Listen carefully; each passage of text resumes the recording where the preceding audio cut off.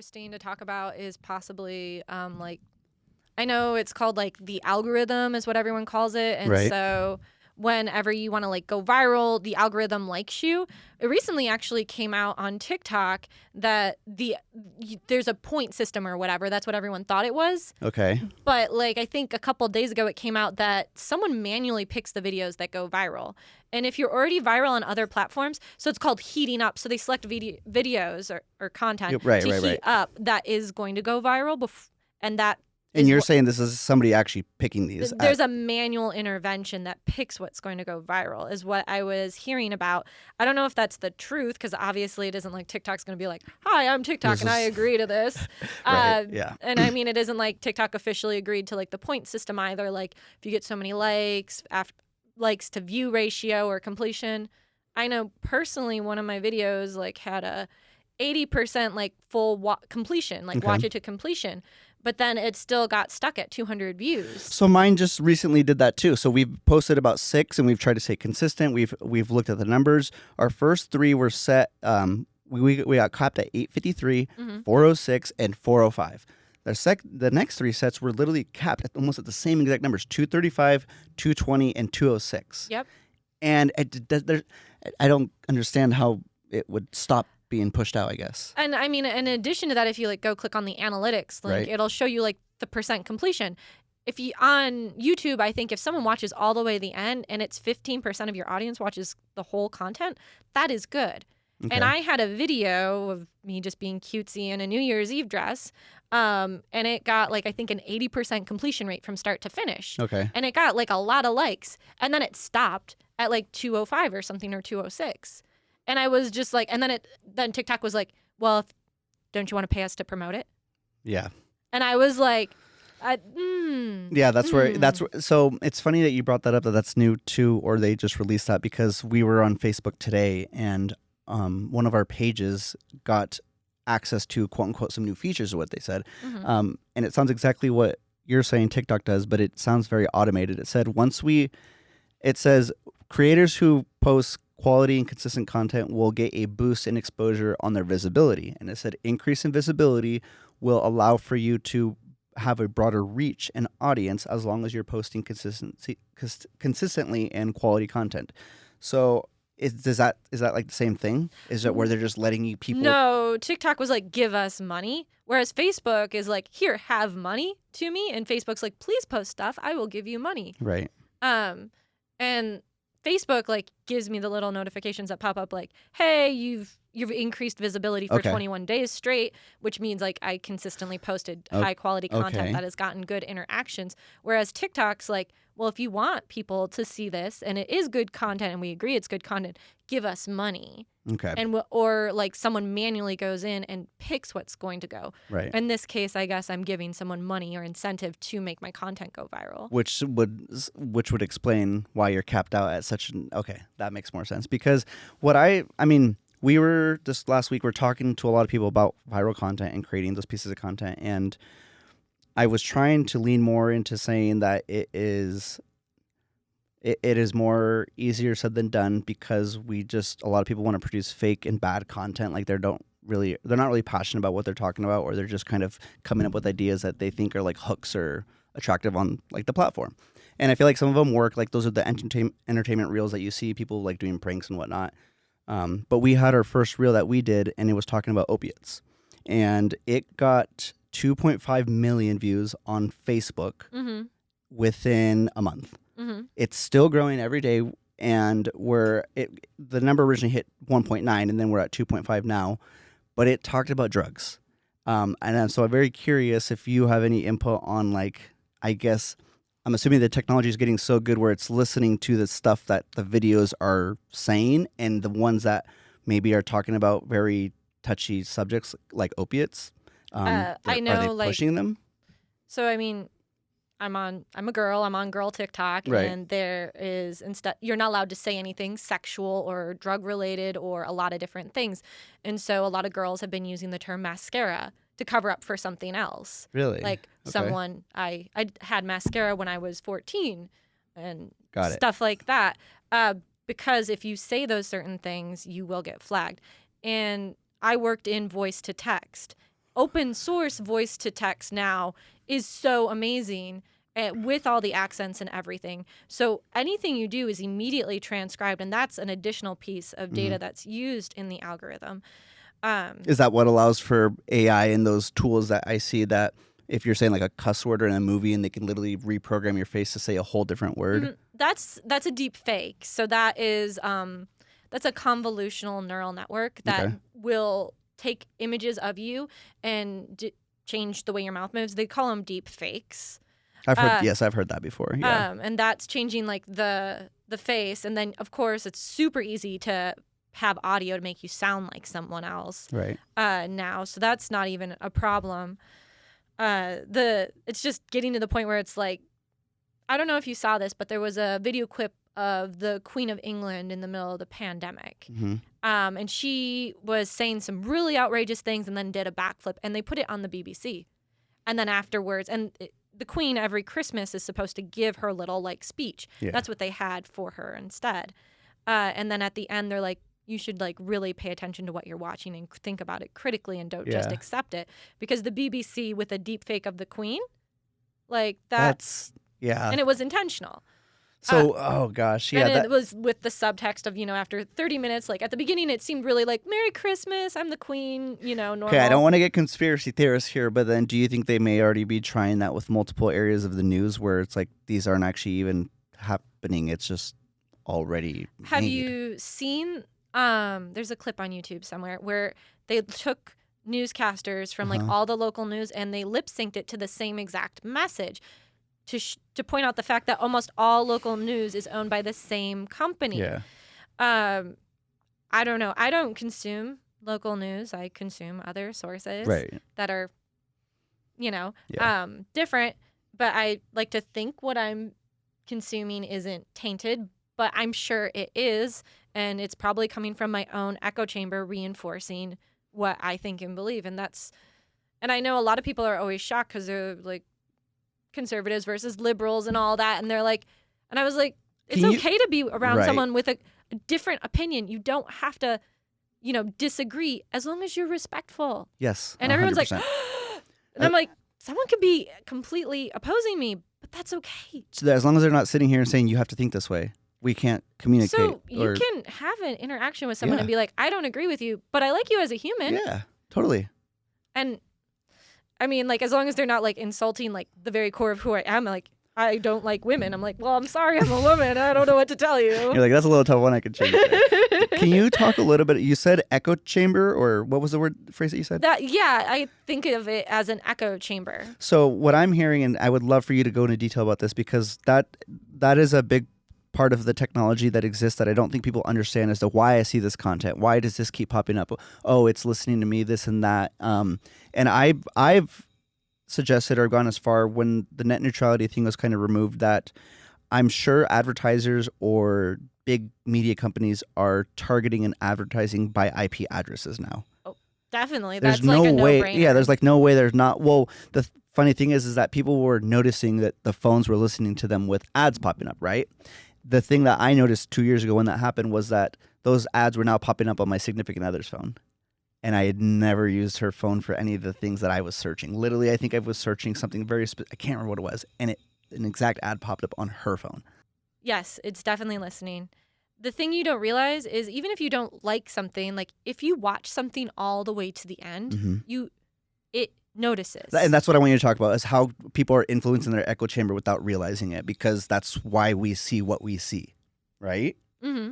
So, I mean, it could start out innocent enough, like you're on a platform, you're scrolling through shorts, and a short for World War II comes up.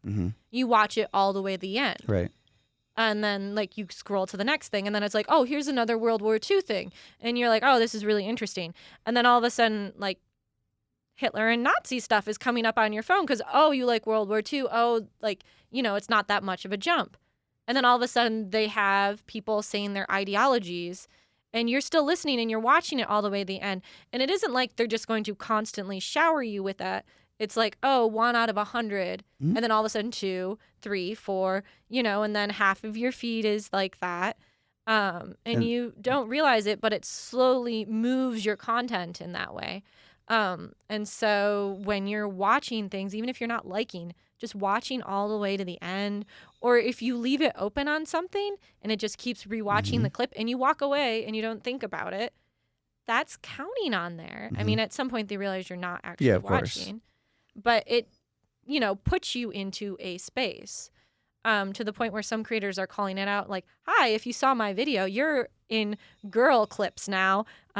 Welcome to the show. Got it. Yeah, I've seen a couple of those too. Yeah, where it's kind of like a weird clip that I just watched it for entertainment, and then for some reason I'm getting things about, I don't know, just whatever the topic was. And it's not even like you went out of your way to Google search it. It's just like one clip 1,000 clips ago was that content, and you watched it all the way, and it's like, oh, it holds your attention. Yep. And then you end up in an echo chamber. So I mean, like, I understand, like, I'm on a curated like news source, so it goes from like New York, Wall Street, like all the different newspapers and everything, and puts them all in the same place, and upvotes and downvotes and stuff. But you as a consumer, you're not just sitting there letting it rain on you and taking it in with a hose, just like consuming it all. I'm assuming, using your best judgment, just like, I don't agree with this, or this. Yeah, I know what this is. I know where this is headed, and kind of navigating your way through your echo chamber. Last year I was on social media and I saw, and again, I'm not going to bring up too much details, but I saw somebody talking about the fact that they were seeing a bunch of ads and things on their phones that were targeted towards either abuse or children or something. Like, it was not a good echo chamber. It was like a negative influenced one. And he was like, this is disgusting. This is promoting all this pedophilia and all these other things and all this weird stuff. And I'm not going to say, because I don't know any details to it, but what it made me curious about was what information is being pushed into his area or realm, and why is that stuff popping up? Why would these ads for watching this or doing this or something that's totally inappropriate? And I never made a comment. I never engaged with it, but a lot of people were protecting him at first, and towards the very end, you started to see some people was like, well, dude, you do realize that the things that you search up and the things that you look up are what is going to keep coming to your phone. And I'm a little curious if what are you searching that's making this pop up?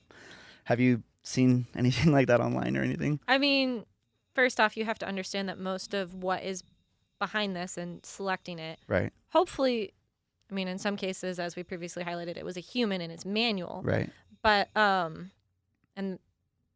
it's coming from this thing called a neural network. And it's one of those models that we don't fully understand how it works. And I build these models for a living. Right. I build neural networks to help companies with their business solutions. But the recommendations, if it's not monkeyed with from a human, the algorithm is coming from a neural network. And so we even call it a black box. So it's not 100% certain, but we do feed everything into it. We feed your IP, your search history, like everything into it, and it's making intelligent decisions about what you're seeing. But it isn't like very clear to me, like, oh yeah, you did this on Friday and this on Wednesday, and now you're here, and that's clearly why we're here. Okay. He could have been searching something as innocent as this happened to me as a child, and it's like, oh, and I mean, and now everyone's he's trying to work through some personal prior trauma. Yeah. That doesn't always mean people are nefarious. Of course. It is. But it's very interesting to see, like, again, I guess both sides of that chamber, or that box is what you guys called it. Because, I mean, for kids, I'm sure they have one too, right? And where does it start? How early? I will not let my daughter on YouTube or anything that has an algorithm that is paired with ads. Okay. She loves making videos. She's around people who make content all the time. Yeah, And so she literally has a tagline already. I'm like, you're 5 and you have a tagline. I don't even have a tagline. Thanks, kid. You're like, thanks. Oh gosh. Yeah. But I will not let her near anything that has an algorithm that's paired with ads. So she can do Disney and Netflix and all those because there's no ads, and it's not like monetized her time on it because it's a flat fee from me paying for it. But as soon as it's monetized, I'm like, do you ever think that we'll be able to pay enough to stop a lot of ads, or it's too far into the information that it gives us?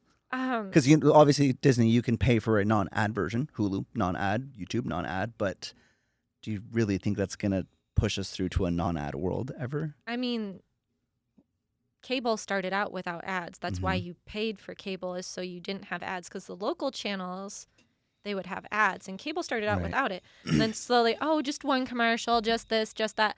And now, cable's full of ads and everyone's ran away to streaming. But I think the thing they realized is, now that we're all on computers, is if they keep adding ads to everything, we're going to start becoming pirates again. I mean, not advocating for it, but I have friends that are like, oh my gosh, I don't want to pay for 5 different streaming services. I'm going to go back out to like the newest Pirate Bay and go be a pirate. And I know people who have their own servers that are just constantly downloading content, and then they and their like 10 friends all get onto that server and can watch it. No ads. And, one flat fee to whatever that service is. I don't think it's Pirates Bay anymore, but I mean, I don't play in that. So do you think that will create a division in social classes then, on terms of what people are being targeted for? Because I'm assuming the people that can only afford paid non-advertised content are people that have the money, right? And so maybe we'll move into a space where, maybe there'll be a segment of consumers that obviously they pay. They don't get any ads, whatever. Now, all these people that can't afford that, are they going to be a gold mine? Are they going to be a detriment to the data that they want? Like, they're obviously the pool of people where they can get the information from if you can't get it from me if I'm paying you not to. Do you think that they'll create any sort of weird division of social advertising in terms of, I mean, obviously they're already targeting people for ads based off their income, stuff like that, but could it get any further, that you think? I mean, I have really strong opinions just about classism and everything in that space. I think the way that we're going with everything, it's going to be more difficult to go up and down the classes. I mean, it's really easy to fall off, if you will.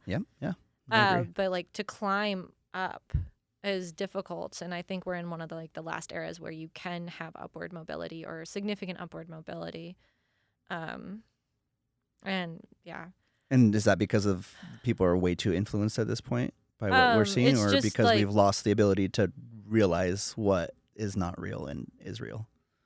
I mean, it's a lot of different things. Usually, the cheat code is education. I interact with a lot of Ivy League people. I do not have that. I don't have a PhD. And that's kind of the point of Sarah in Tech, is to emphasize you don't need a degree to go out and do great things.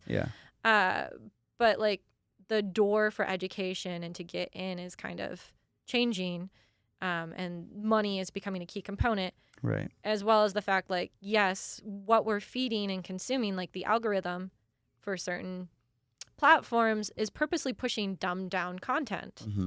And are you aware of that when you're on that platform consuming? Whereas we know for other countries, and this is a well-known fact, they get educated STEM content to elevate their population. And so they're purposely dumbing down another population. And then parents that have money usually limit their kids' screen times. For sure, Bill Gates won't give his kid smartphones, I think, until they're 18 or something crazy. Yeah, and I'm pretty sure the head of Instagram that does the algorithm for that, he literally does not they don't have smartphones either. And I was like, does that not tell us something? And UT just banned TikTok. Yep, I saw that. And federal devices federal banned. Government, university, So I saw all of that pop up just in the last month? This month, right? I think the UT thing was this week or something even. Yeah, and I mean, you don't have to answer this question because I don't want you to feel like you do. But do you know of any I guess there was a sign or indication that it needed to be banned? I'm sure there was, and that's why it was banned. The TikTok from the government stuff. They were already assuming that we were being spied on all this stuff, but there had to have been some sort of indicator that raised the red flag, and it's this is it. Done. It gathers too much data. It gathers data from everything. It gathers everything. So this is TikTok we're talking about. Yes. Right? Yes. Okay. As far as I'm aware, it touches everything. So you go into another app that's supposed to be safe or not in there, it can get in that.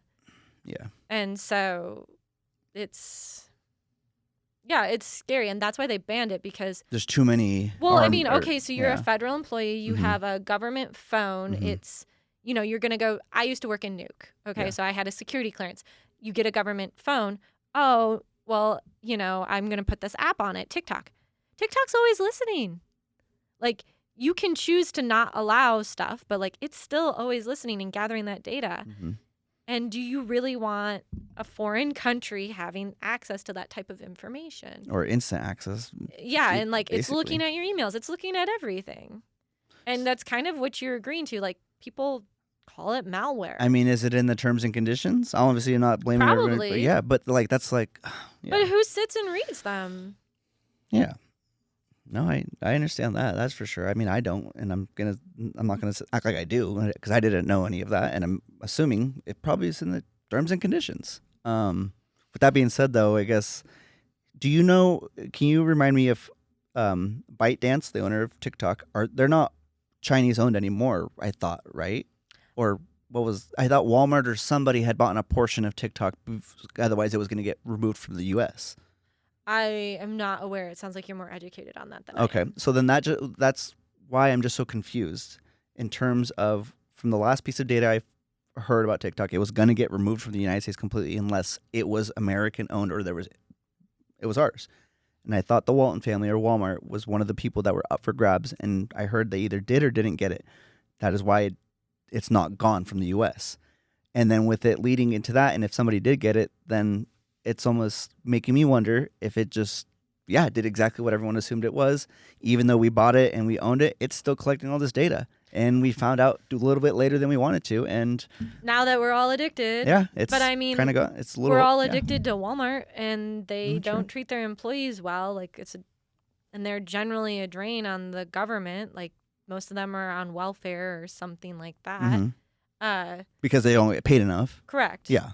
And they don't get enough hours in order to get paid enough to qualify for benefits, because that would actually cost the company money. To do the whole 36 hours, you're not full time. It's not 40. It's like, really, guys? 4 hours short? Okay, thanks. Yeah. I mean, so like, we're trusting that company? Yeah, you kind of made me realize that a little bit, obviously. I mean, it would be different if it was like some like high moral ground company, but like, I mean, I don't know who would be considered a high moral ground that I'd be like, yes, I want you to be in charge of all my data. I trust you implicitly.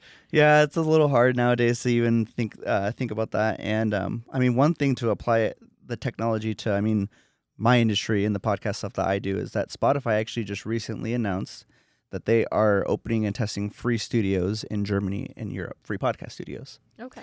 If you remember when we first started, we had a free model concept a long time ago, back in 2020. I didn't do that because I wanted to do video. Oh, yes, you did. Okay, so there you go. And the reason why we had the free model concept, and the only way it ran was based off of ads. It was based off of businesses giving us money so that way we could do them for free, but they'd have to promote. What JP and I were talking about was, and I'm pretty sure this is where it's headed, with Spotify opening studios, they'll be able to get people to produce content at their local studios. Those pieces of content will then be pushed and curated to Spotify-only platforms, because it's a Spotify-owned studio. Why are we going to put it on Apple, right? If it's a free studio, I'm curious as who's going to be accepted into the pool of you can use it for free, because our model was anyone and everyone. I'm assuming their model is going to be whoever's best fit for Spotify content. And this will influence a big pool in growth of content that Spotify wants to have produced, not the general public. Because as of Joe Rogan's already experienced, since he got bought out by Spotify, they monitor and they censor his content all the time. They'll take shows on, they'll take them down. So I'm just waiting to see if this media giant is really going to just end up owning a lot of what we're watching on the consumer level. But I mean, are you aware of like YouTube makerspaces? What about they used to exist and they were free, but you had to meet a certain amount of subscribers in order to get invited to the makerspace. And then you had all these makers hanging out, making content together, showing up in each other's content so their content would get bigger. Right. Which, I mean, is kind of a beautiful thing, I guess. It's supposed to be a creative free space. Yeah.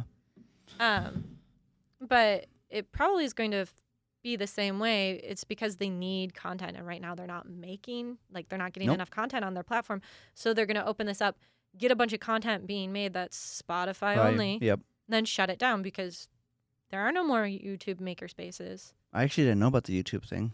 That is actually interesting. Yeah, you have to have a lot of friends who are very popular on YouTube. It helps. I'm just assuming that they're going to the only way that anyone can lean into anything free is because of the data that they collect. The stuff they can do with it, the influence they have with it. If there's 100 shows coming out and each show gets 1,000 listens, that's 100,000 people, whatever. Like, they can influence a lot when it comes to content. So it's just, it's a little scary for me because they're so big and that they have the ability to go build multiple studios, like you just said, and probably have all these people come in and produce all these things and shut them down the next day. And it wouldn't ever hurt them. Correct. Yeah. And there's no fallout for it at all. Yeah. Yeah. See, I don't like that. I don't like that at all. I worked at Apple for a while, and I mean, the only thing I really enjoyed about them was that they were really creative focused and consumer focused. And then when I develop a sense of, I guess, my own personality in the company, I realized it wasn't exactly where I wanted to be because of how they really, I guess, developed their business model, which is very high priced items for not the best deal, and creating that ecosystem that locks you in, and once you're in, you can't get out unless you want to delete and get rid of all your Apple stuff. And I'm like, I can't do that anymore. It's just, and I mean, they already got in trouble and they lost in Europe for the iOS tracking advertising thing. And so I'm just waiting for the next 5 years to see if the Apple ecosystem crumbles, because I have a very good feeling that they're going to lose in the United States in the next 3 years with an antitrust lawsuit about the App Store and about not letting third-party apps be downloaded on an iPhone. If that's the case, then Apple ecosystem is gone forever because there's no need for it. There's no more ecosystem. There's no more controlled information. Is that good or bad? I don't know, because I know Apple does not. They do not allow government, police, or anyone to have access to anybody's phone, no matter what, in terms of public, I guess, knowledge. So I'm just curious, if they kill that ecosystem, will that security for iPhones go away forever? And I mean, I like the fact that I know I can go out into the App Store, download anything, and I know it's not nefarious. Yep, exactly. So I'm okay with it too, and then I'm just curious of which way is it going to go? Because they're saying that that's restricting people to only these app makers, versus what happens if people get crazy with it again and they get nefarious, and now you're just downloading malware.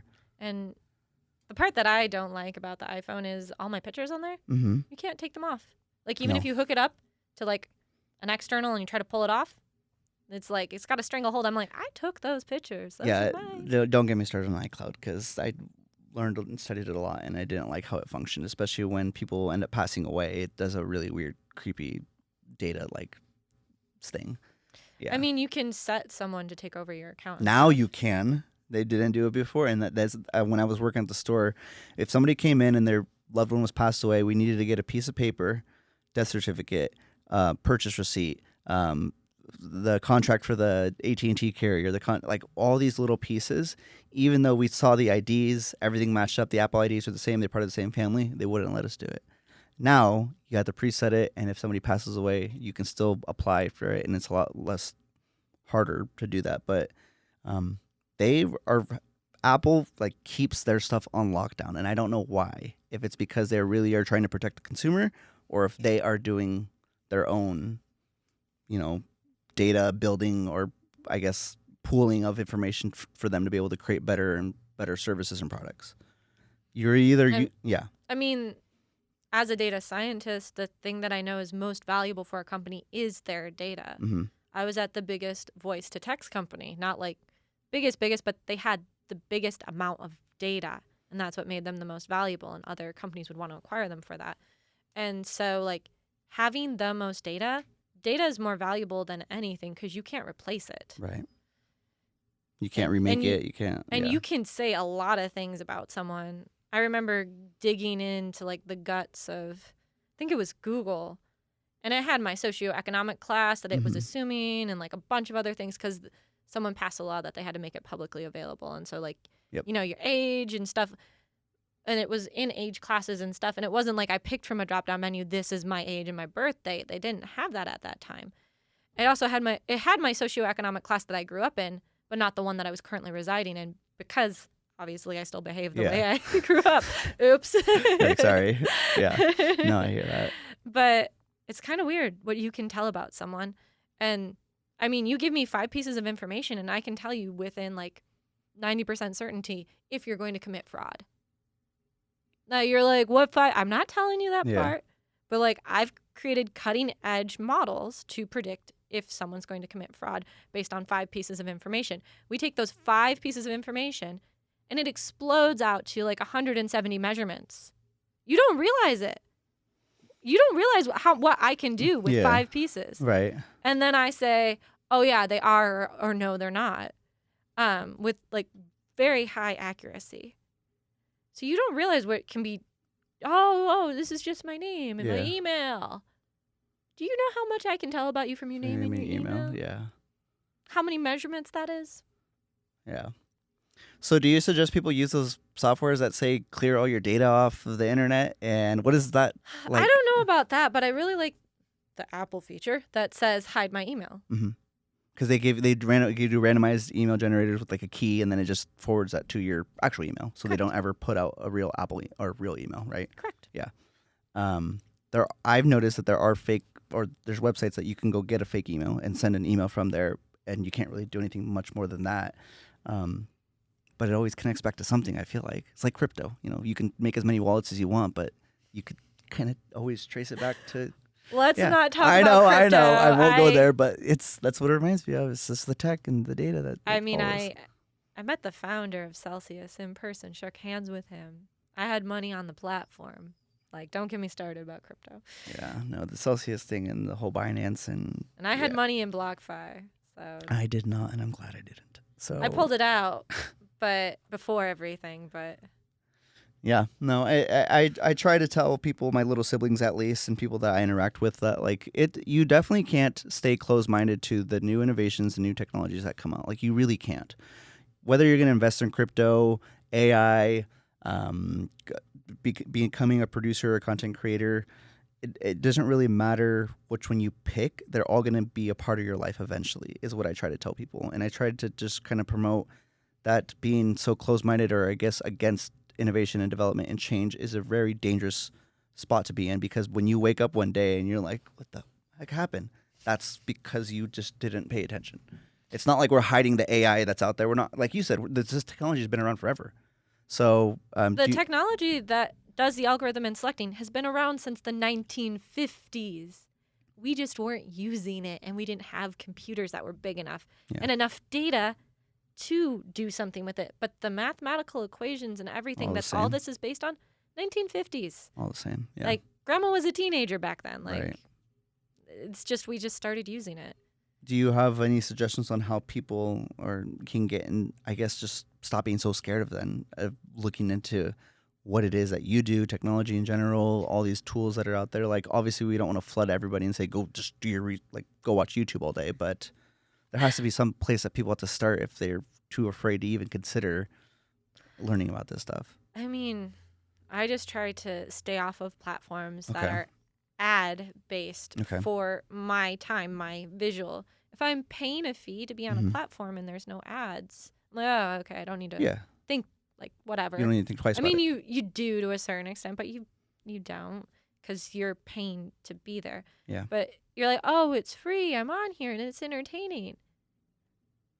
But they're shoving ads at you. They're collecting your data. How free is it? Yeah, how free are you really? Like, when they can tell you, like, they're probably looking at the camera at your face while you're watching it. Do you know how much, like, you can do facial recognition and see different emotions based upon content?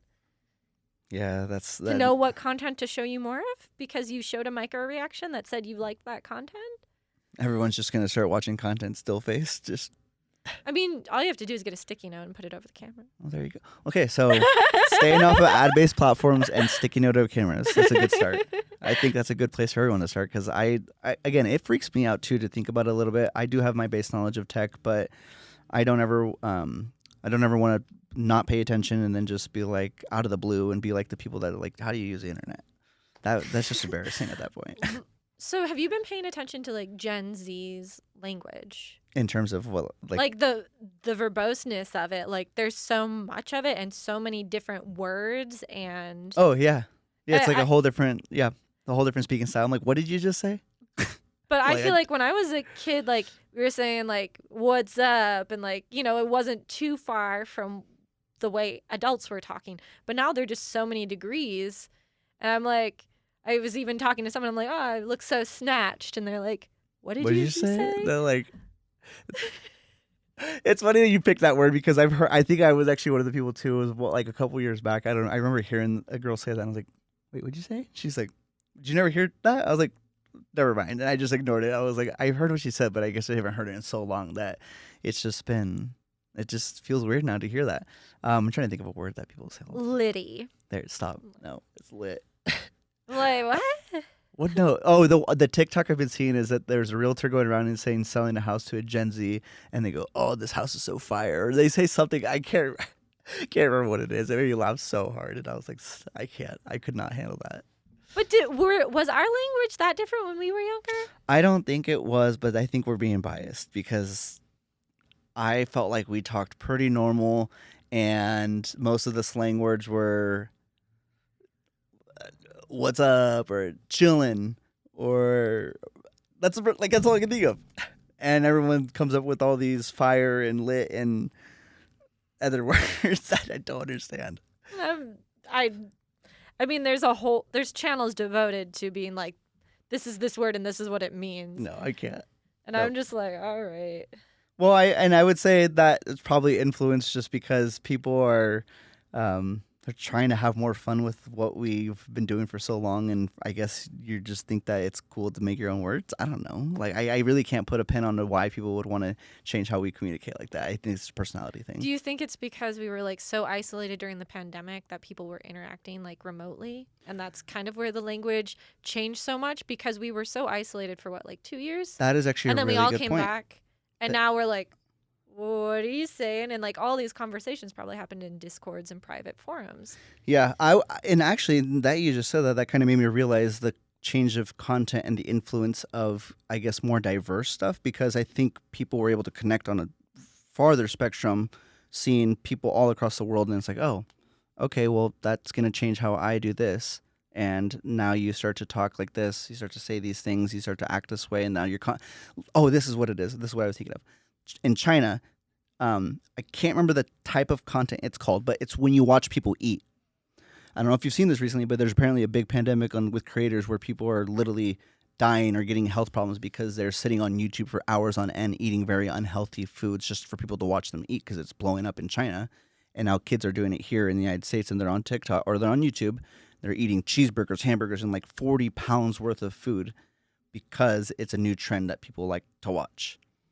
I mean, I think that's an old trend. I think like there's a YouTuber from years ago where he used to be like a skinny dude and now he's like 600 pounds. Yeah, that just happened again this last like 2 months, I think. It's a more recent and modern, I guess, event now. So people are now paying attention again. I mean, we were even making jokes at work like, oh, like pick what I eat, like sort of deal, like live watching someone, and you could apparently say what they're going to eat and they'll do it. Yeah. That's basically, that's part of it. And I'm kind of like, where do people get these ideas at this point? Because I cannot think of back in the days when we were on our computers and doing that. I think the craziest content people were doing was just like showing people getting hurt.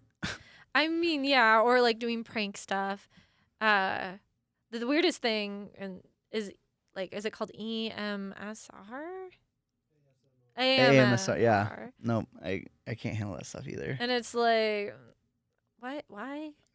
Tickles their brain, I guess. Yeah, see, and those are the kind of things that I don't watch any of that stuff. I don't do any of that stuff, but I still feel like I see it all the time. I have no desire to go eat on YouTube. I have no desire to watch those people eat on YouTube. The irony is, like, I'm on a lot of social media. Yeah. I have never seen anyone eating content. Eating food as content. Like, that is not given to me. Okay, well, you have to then tell me if you see that in the next 48 hours. Because we just talked about it. Phone. Yep, we just talked about it for 20 minutes. Oh, boy. Yeah. No, get ready. There's a kid out there. I feel really bad for him. Apparently, he's an incredible kid. He was doing it online. Super big following, was very inspirational, and now he's like 600 pounds. He goes and he does the binge eating, and then he'll just randomly cry and then make a really like self-hatred video, and it's just getting kind of creepy. And it's saddening. It really is. I'm like, I think that's like an old thing too. Like, I'm pretty sure it happened a couple of years ago because I was aware of it happening years ago. And just like No, I just recently started seeing it pop up. I mean, I know people have done eating stuff online, but this is apparently a whole new level of what you're saying. Like, oh, tell me what to eat. I'm going to eat this. And then there's people that do the candy thing. Have you not seen that? Where they just eat massive amounts of candy at like one color, or they'll eat really cold stuff or really hot stuff. And I'm like, what are people doing?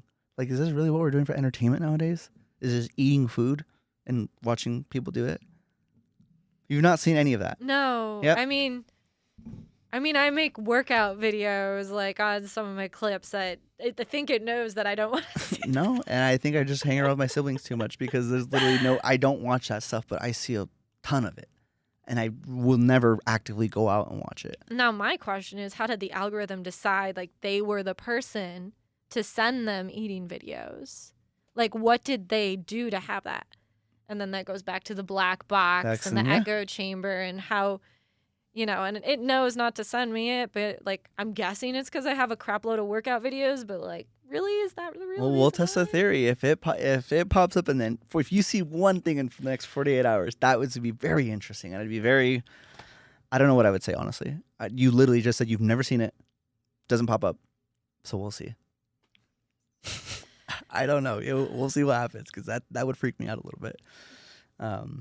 So how did you get to the point where you wanted to have a recording studio? When did you decide, like, you were at Apple, you did that like a free podcasting to allow access for people to make content, but how did you get there? It came from Apple. So Apple, when I was around, they did these things called Today at Apple, and they would teach free classes, and they would do a lot of courses, and they would do a lot of in-person teaching things. And the one thing that they didn't do was media.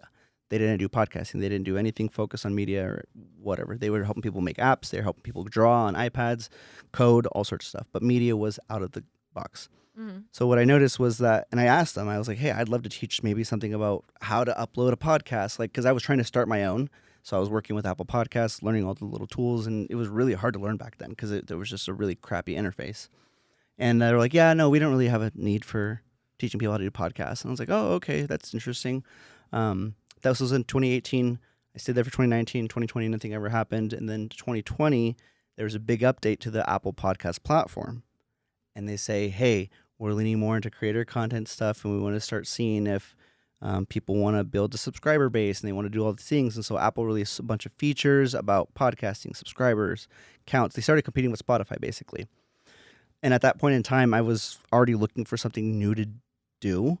But what I had felt I guess just in my heart of it all, after meeting people so long and being at Apple, and this was the end of 2019, so right before the pandemic, I just enjoyed having good conversations with all my clients, all the people that I had met. I'd met doctors and therapists and coders and programmers for some of the biggest companies. I met a couple guys that worked at corporate Apple that worked with like the main executives, and they all just wanted to talk. Even these biggest guys that had so much money, and the doctors that was like the head surgeon at Sacred Heart at Spokane, he was like, you just want to talk, man. And I was like, all right, yeah, like let's just chat. He's just ranting about stuff, and then I realized that I just like talking to people. That was like my first key thing.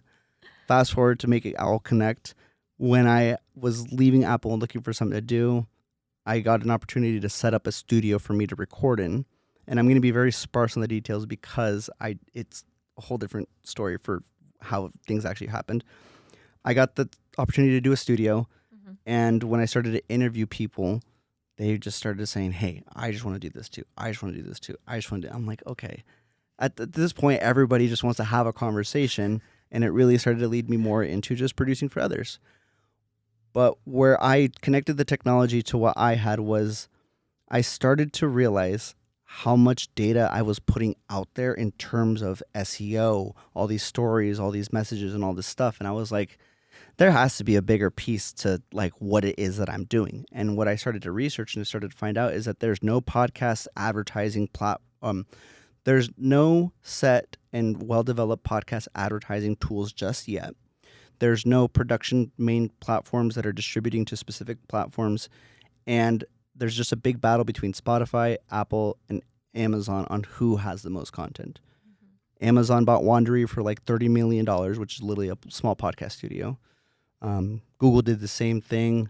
Apple did the same thing, and they're just buying up content pieces. So me as the tech guy and as the owner of the studio, I'm trying to develop as much content as possible because I know that's my only way to really compete with these guys.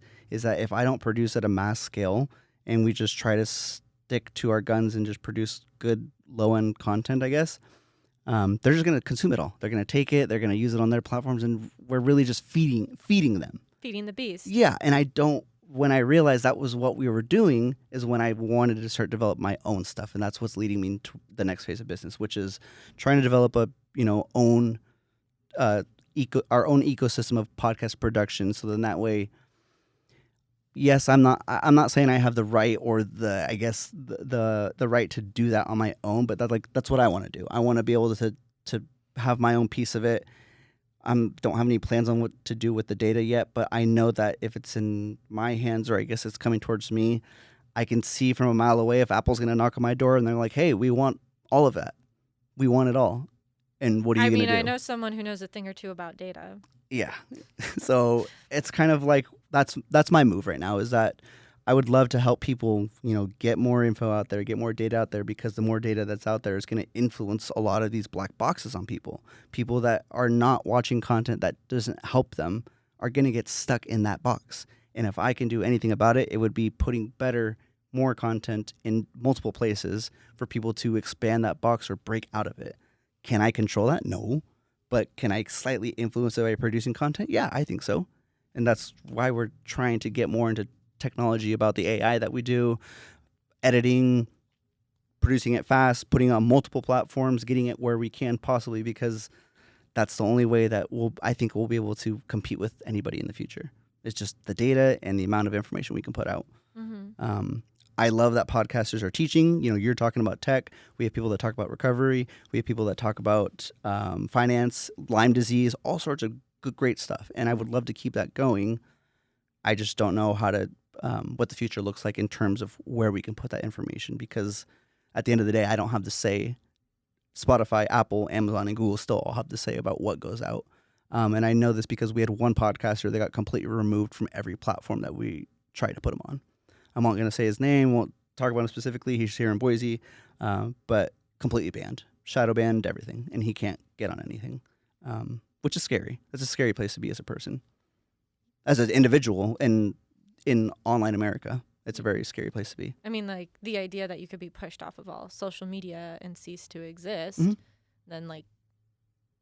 Well, and the worst part, too, is that all the negative stuff about him is still on the online. You can't even address it. Yep, you can't do anything about it. So I don't know how he's doing. I haven't checked in with him because he's just kind of... I think he's fine, but to be in a place to where you could get completely removed offline after feeling already so isolated in a world, especially during the pandemic, and you can't leave your home... That's what scared me, and that's why I do what I do, because it's just kind of like, I would hate to feel like I'm a zero to end, like just non-existent. And I feel like that's what you will feel like if you get to a point where the digital world is just overruling everything. Yeah. To be wiped off the face of the internet. Oh man. I mean, they even told me, like, when I worked in government agencies, to like go on and get your namespace. Mm-hmm. You don't need to put anything on there, but have that handle. Yeah.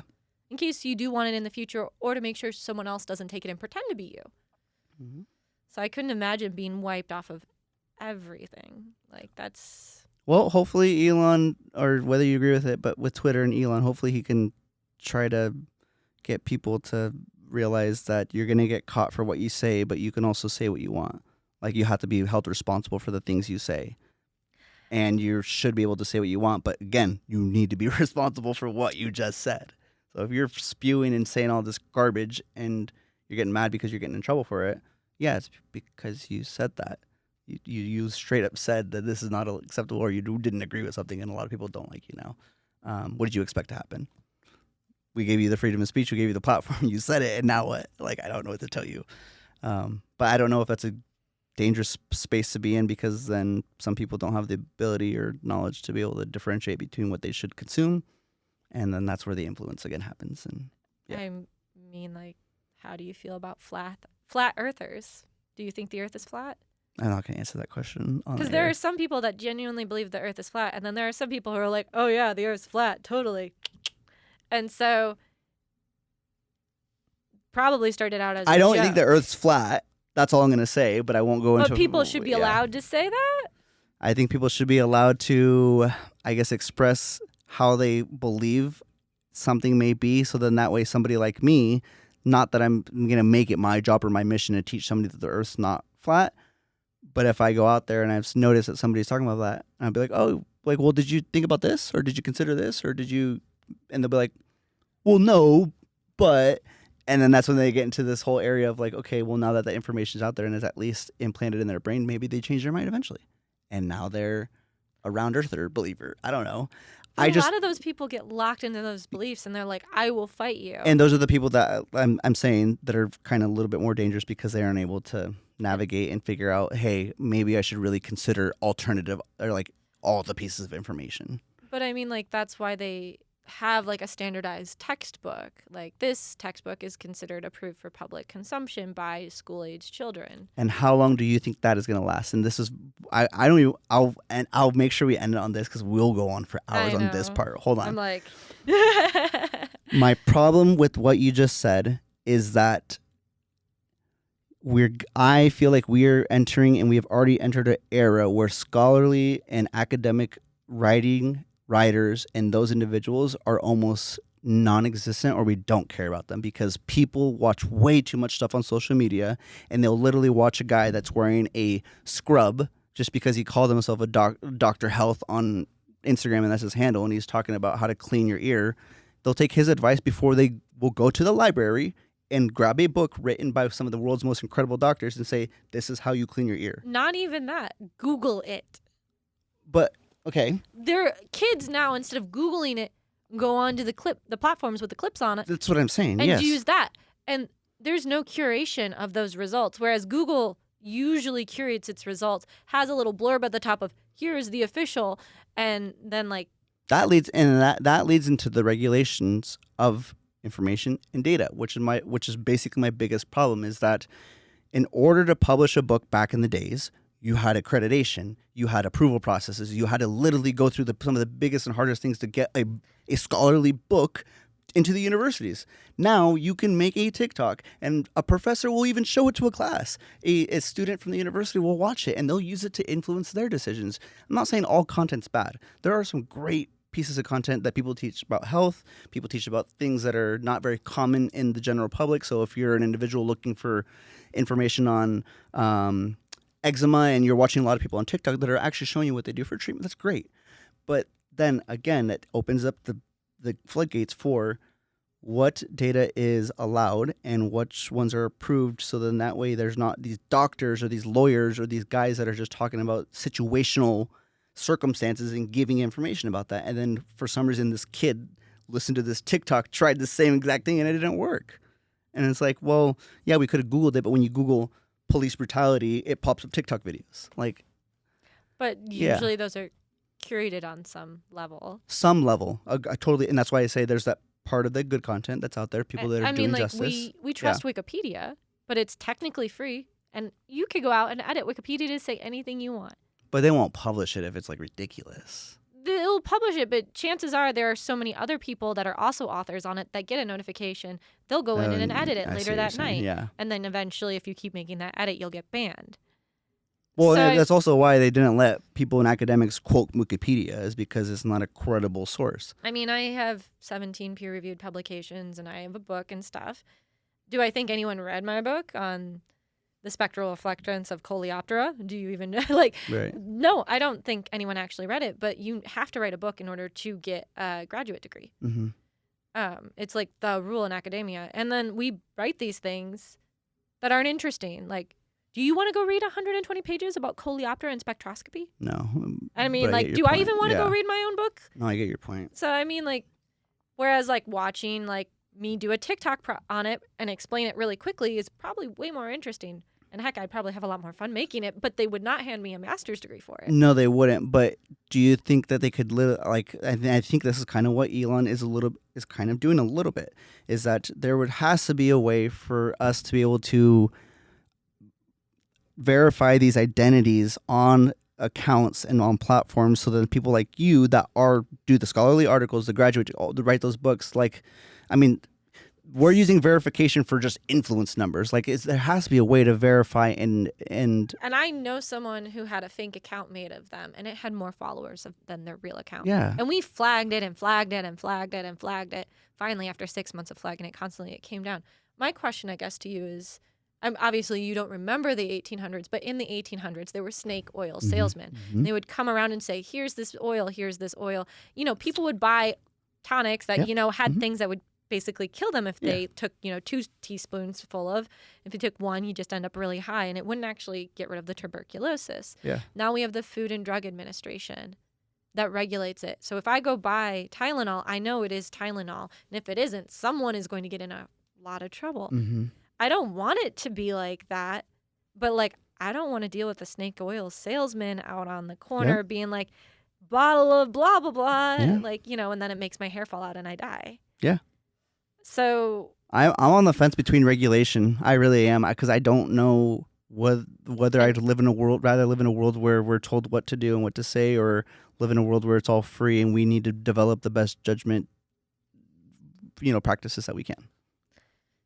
And I guess that goes back to like the BBC pretending to have a deep fake of the Queen and then having her do a backflip. And it said like, think about what you're consuming, basically was the message. And otherwise, like, yeah, it will have to be regulated, unfortunately, at some point, because if anyone can say anything at any point in time.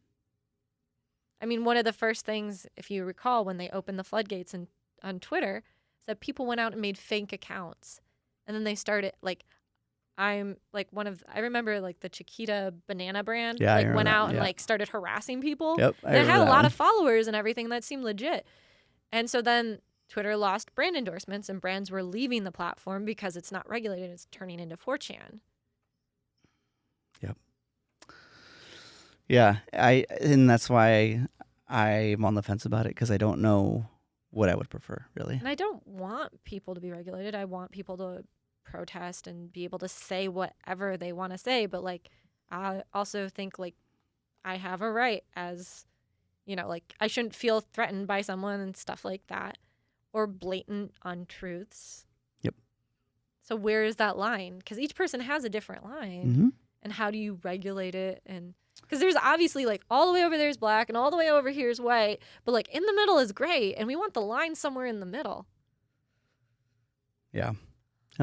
It's definitely it's definitely a very, very complicated, I guess, area for people to develop even further processes in, because I don't know what would happen if we did kind of control it the way we do with books, news articles, magazines, stuff like that. The thing we don't need to do is have AI regulate stuff. Like, that is not what we should be doing. I build AI. I don't think we need an AI to go out and be the police on the internet. No, I don't either, and I agree with you 100%, so hopefully that doesn't happen. I'll keep my fingers crossed, but I don't think that, I feel like I have a pretty strong feeling that's coming. So we'll see. We covered a lot of different topics. Is there any closing remarks or anything you want to say? Yeah, I would say just pay attention. You know, don't point fingers at everybody and say this is their fault, this is our fault. See what you can do on the individual level for yourself. We talked a little bit about the black box, about how learning that the information you're seeing is for a specific reason, and if there's anything you can do, it's control your own mindset about it, your own emotions, your own feelings, and get outside, get off the phone, go play with mud, something, I don't know, but like, we really need to take a little bit more responsibility about the stuff that we're consuming, but also be responsible about learning what's out there, so that way we're not making the same mistakes over and over again, year after year. That's what I would say to everybody is, maybe we talked about some scary and crazy stuff, but just give it a chance. Give tech a chance, and you may be able to control it more than it can control you. And ask questions, Google stuff, because you don't know what rabbit hole you're going to go down that ends up turning into, like, a whole life. For instance, what about podcasts? Why Apple's podcast and the weird interface, and then all of a sudden now you're running your own studio, making, like, probably almost all of the content for this location. A majority of it, yes, like 90%. So, I mean, but if I walked up to you, like 3-4 years ago, would you believe me if I said you were going to be making all of the content for this city? No. I can definitely say that my decisions and the things I expose myself to and I listen to was what brought me here today. Mm-hmm. And like you just said, I paid attention to this. This is what I focused on, and now look at me. I'm not mad about it. I'm actually enjoying it a lot. But very interesting. Actually, you just kind of made me realize the roundabout way of, yeah, I did that to myself. Mm-hmm. Yeah. Crazy. Yeah. Hi, I'm Sarah from Sarah in Tech. And I just want to give a shout out to, if you want to learn more about Sarah in Tech, follow me on LinkedIn. Just look for Sarah Herberger, that's Herberger, or on Instagram, Twitter, and Facebook, we have Sarah in Tech as the handle.